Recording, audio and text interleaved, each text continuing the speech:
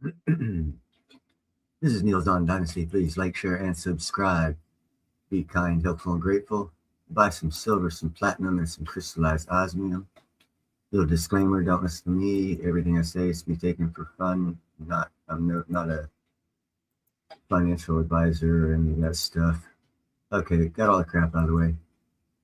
Now, what we're going to do is we're going to ask the simple question of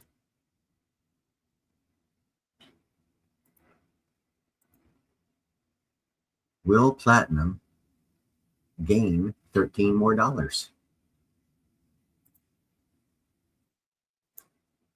Hey, what's up, C4?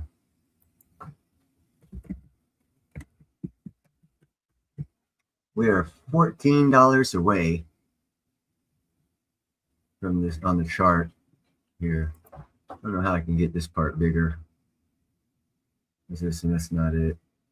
That's about as big as I can get it. But right now, it's sitting at 24.87, like $12.74 away from $2,500 for platinum. That's just unbelievable. So I had to do a live stream because no one else is going to do anything when it comes to platinum.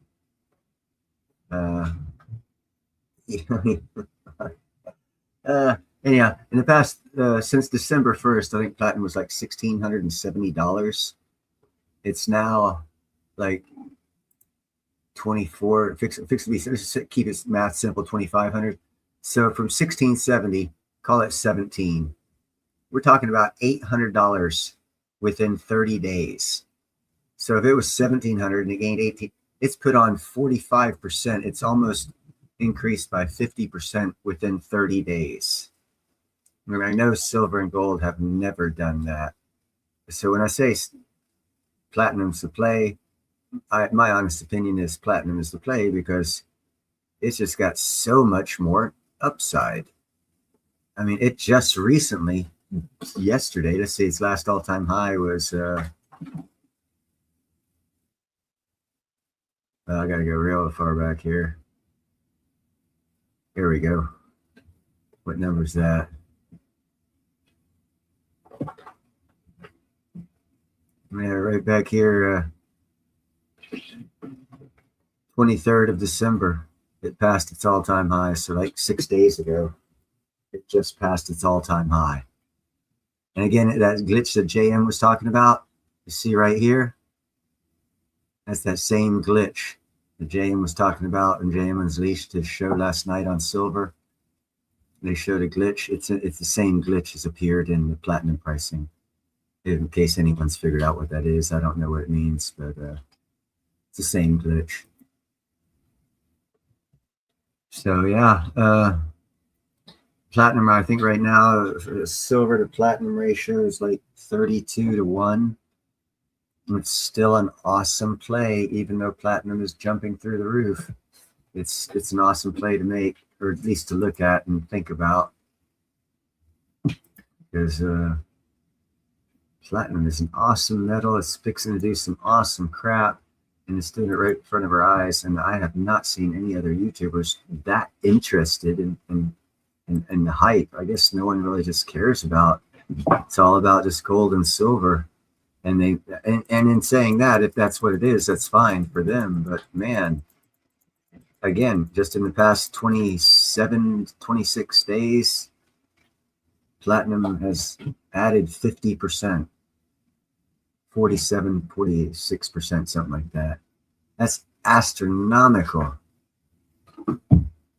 It's astronomical. But anyhow, let's get into other things that are money. I got a cool little video here.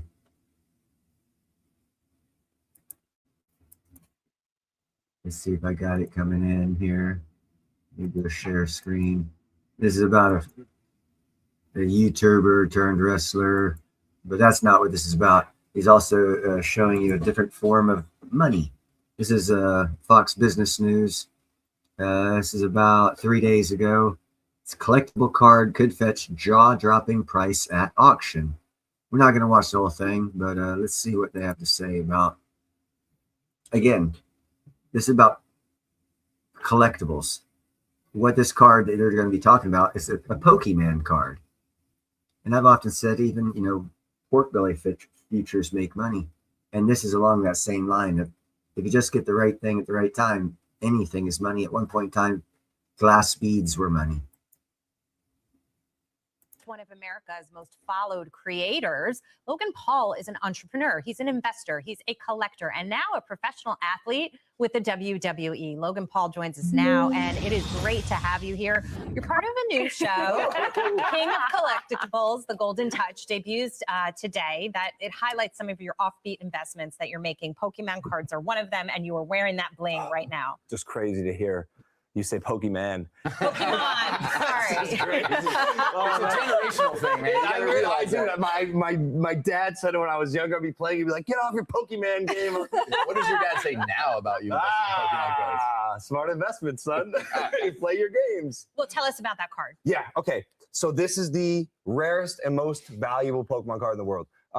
Pokemon as an asset class has outperformed the stock market by upwards of 3,000% in the last 20 years. Did you catch those words he used? Pokemon cards, collectible cards as an asset class. So even collectible cards are an asset class that can be worth tens of millions of dollars. It is a generational game and franchise that is the #1 highest grossing and most popular franchise in the world. This card is the best out of all of them. It is the 1-of-1 PSA 10 Pikachu Illustrator. Now, how much is the stuff around it worth? Yeah, I see a lot of diamonds. A lot of diamonds. Right. I paid $75K for this custom chain. How did you get into investing in these collectible cards? Someone gave me way too much money as an adult. And as a kid who grew up playing the game, I was like, oh, wow, there's a trading card game here, and I can spend my entire net worth on it. And I did that with this card.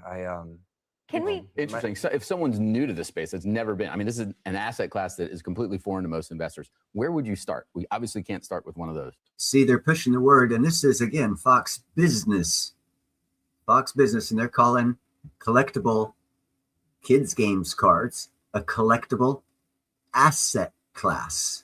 Hear the words they're using. Yeah. Man, go to your local card shop. Go on eBay. Buy a card that you think looks cool or that you have a connection with. That's what I did. I love Pokemon more than anything. I have one tattoo in my body. It's a Squirtle. I got it before I even started. What's a Squirtle? Squirtle's a water type. He's a starter Pokemon. Okay. Yeah. How much did you pay for that card? I'm dating myself. It's fine. How much did you pay for it, and how much is it worth? Yeah, great question. I paid $5.3 million for this card. Wow. I set a Guinness World Record for the most expensive Pokemon card ever sold back in 2022 after I wore it out to my WrestleMania debut around my neck like this. And your question, how much is it worth? We will see. I don't know. I am finally, after years of Ken Golden convincing me to sell this thing at auction, I'm sending it to auction this February. And so we're going to see what it goes for. But I think being the rarest, most valuable card in the world, there's only one of them, one in a PSA 10. You see the label up there, meaning it's perfect. I don't want to say it. It's whatever someone's willing to pay. Don't walk around with it in Manhattan. I was going to say, I feel like you need a bodyguard for that thing. It's like There it is. he is his own bodyguard. On that note, we've been talking about just this young generation. But anyhow, yeah, so they're using collectible cards, and they're more excited about collectible cards as an asset class. Not even they are talking about how Platinum's performing, which, by the way, it's doing awesome, as y'all should already know. That's all I talk about is Platinum. Everyone else talks about all that other stuff. Platinum comes from neutron stars exploding or colliding, which is also, I believe, called a supernova, which is that picture right there. And that is another reason why in our asteroid belt that's surrounding between Earth and Mars, I think it's between Earth and Mars, might be outside of Mars orbit. There's an asteroid belt, and they've got Astroforge. The company Astroforge has already mapped out a majority of that asteroid belt and determined that 5% of the asteroids in that asteroid belt, and there are tens of thousands of asteroids in that asteroid belt, have a significant amount of platinum in them, and they're going to be mining those specific asteroids in the asteroid belt, specifically for platinum. And you know, again, we're not doing that for gold. We're not doing that for silver. We're doing it for platinum. And we're doing it because there's a shortage. Everyone says there's a shortage in silver. The COMEX is going dry. You know, the COMEX is not the only place that stashes silver. All the COMEX is it is the paper market inventory of silver for the paper fiat run system of evaluating price analysis of silver in the economy we have as a consumer nation. So that's why I don't hold much faith in our economy, because our economy is totally set up to, and silver is still, in my opinion, being manipulated and allowed to go up by the fact that last year, and you can Google this yourself, ask how many silver mines in the past 2-3 years countries have closed in their countries. And when you come up with that number, you'll be like, oh, so they've intentionally caused a shortage in the COMEX. They haven't caused a shortage in the countries, individual 187 countries on this planet's stockpile, for which Mexico has 6,400 tons. China has a little bit less, and about 13 other countries have well over 2,000 to 3,000 stockpiled, not in the COMEX. So when you hear people saying the COMEX is going dry, and people also say, kill the paper market, they're one and the same.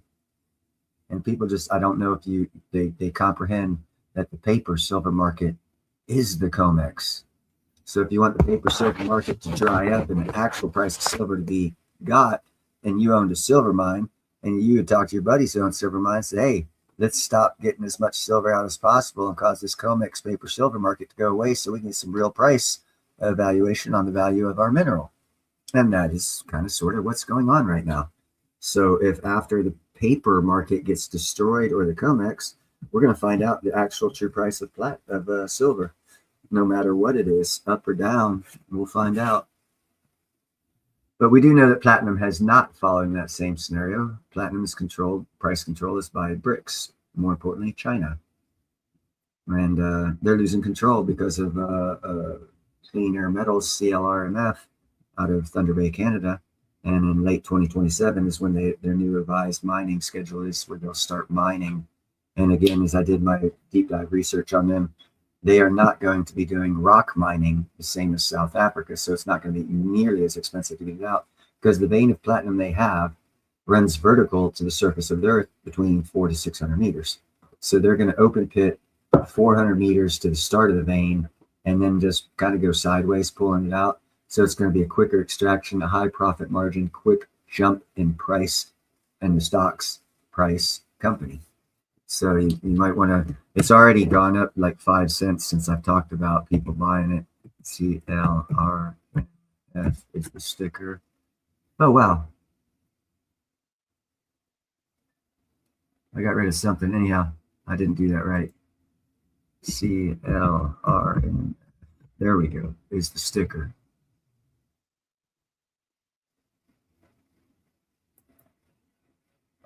And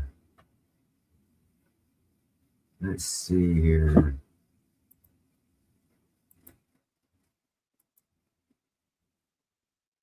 Yeah, it looks like we're still $13 away from $2,500 silver. I'm going to refresh this, make sure. Yeah, we got up to $24.90. But anyhow, I just wanted to talk more about platinum because it's fixing to break 2,500. It doesn't look like it's going to anytime soon. I thought it would. Obviously, I thought it would. That's why I did the video. But it's floating around 24.87 still, unless I need to refresh, which I believe is actually happening as we speak. And this thing just keeps going round and round. There we go. Now it's stopped.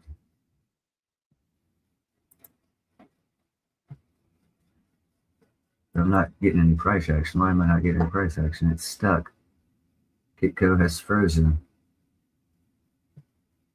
Okay. Anyhow, I'm going to keep this one short. You guys have a great weekend. Keep an eye on platinum, man. It went up $800 in a month. It's going places. Peace out.